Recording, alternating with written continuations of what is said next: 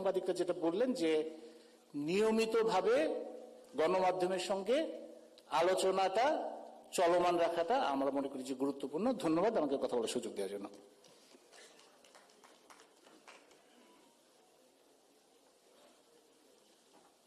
ধন্যবাদ। আপনার মতো আমরা আশা করি আগামী দিনের গণমাধ্যম জবাবদিহিতা এবং সংযোগের একটা গণমাধ্যম হবে। সত্যিকার অর্থে গণ এবং মাধ্যম এই শব্দটির ভেতরে কোনো রকম বিঘ্ন থাকবে না। আমি বিনয়ের সঙ্গে আহ্বান জানাতে চাই MM বাহাউদ্দিন ইনকিলাব সম্পাদককে তার সংক্ষিপ্ত কথা বলবার জন্য।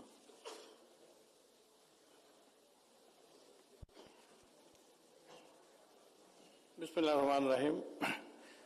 জনাব তারেক রহমান সাহেব চেয়ারম্যান নির্বাচিত হয় বাংলাদেশে আসায় ওনাকে শুভেচ্ছা অভিনন্দন।